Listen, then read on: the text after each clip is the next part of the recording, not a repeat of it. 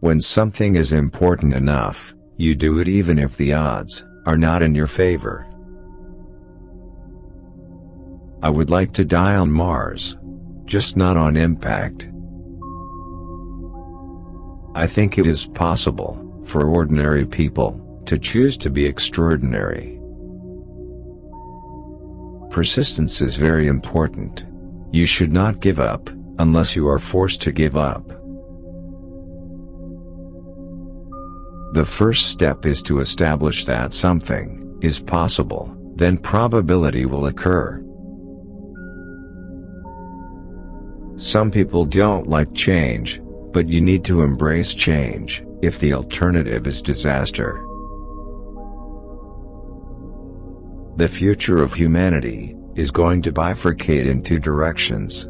Either it's going to become multiplanetary, or it's going to remain confined to one planet, and eventually, there's going to be an extinction event. The idea of lying on a beach is my main thing, just sounds like the worst.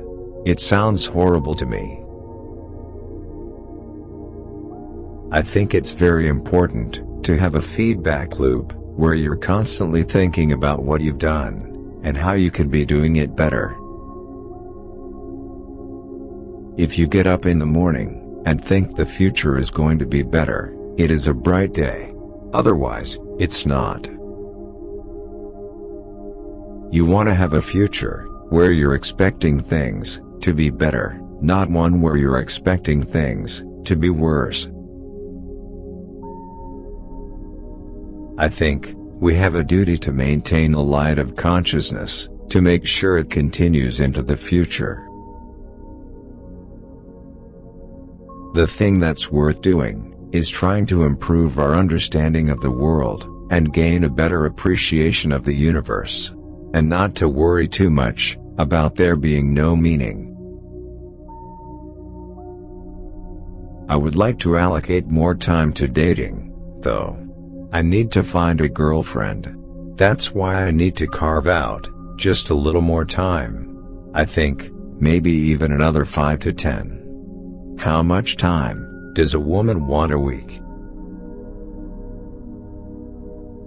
I think we're at the dawn of a new era, which is the era of AI and robotics.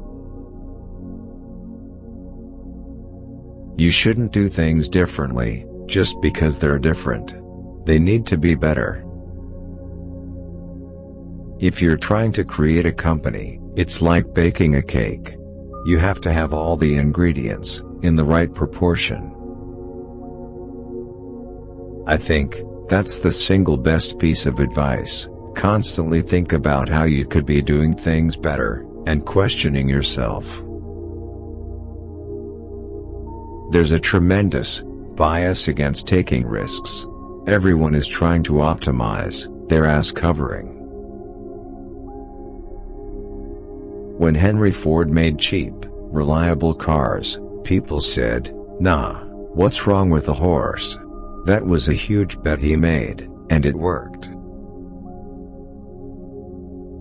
Optimism, pessimism, fuck that, we're going to make it happen. I don't believe in process. In fact, when I interview a potential employee, and he or she says that it's all about the process, I see that as a bad sign. I could either watch it happen, or be a part of it.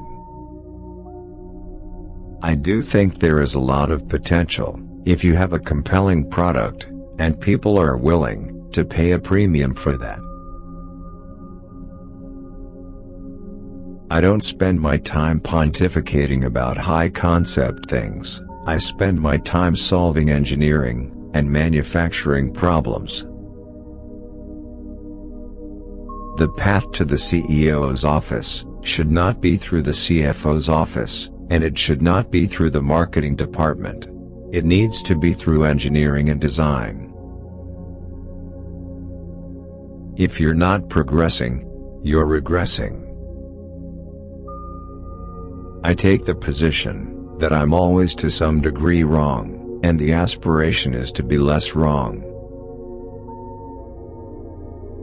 The reality is, if you want to make progress in things that really matter, the key is relentless experimentation.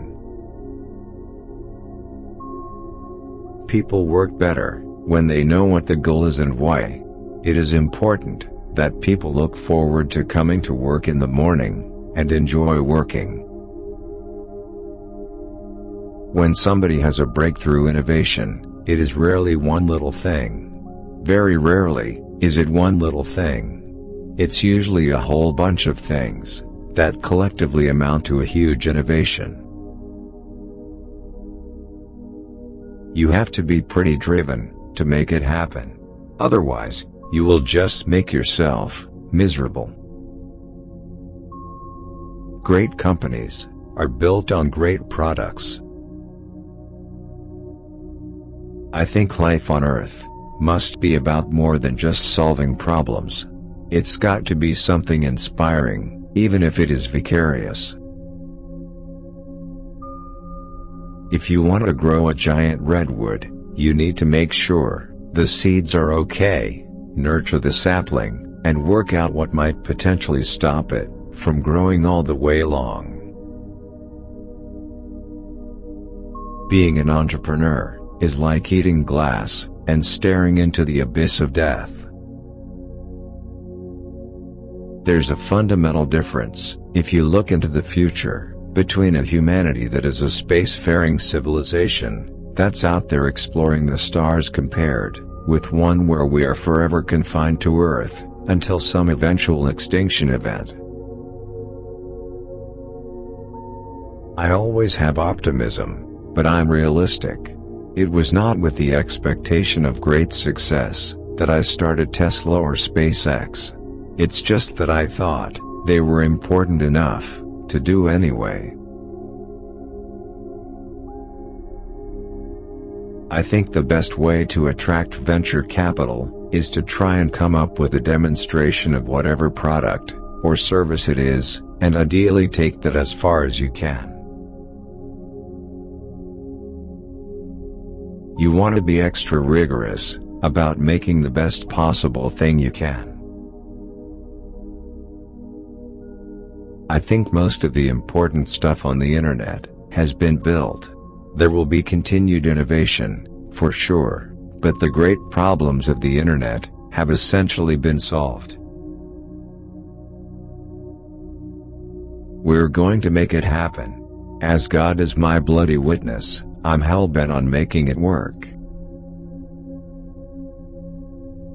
If you're not made uncomfortable by your goals, they're not big enough. My proceeds from the PayPal acquisition were $180 million. I put $100 million into SpaceX, $70 million into Tesla, and $10 million into Solar City. I had to borrow money for rent. It's okay to have your eggs in one basket, as long as you control what happens to that basket. There's a tremendous opportunity to have a positive effect on the future of humanity. The thing that's worth doing is trying to improve our understanding of the world and gain a better appreciation of the universe, and not to worry too much about there being no meaning. I think it's important to reason from first principles rather than by analogy. The lessons of history would suggest that civilizations move in cycles. You can track that back quite far: the Babylonians, the Sumerians, followed by the Egyptians, the Romans, China. We're obviously in a very upward cycle right now, and hopefully, that remains the case. But it may not. I think most people can learn a lot more than they think they can. They sell themselves short without trying.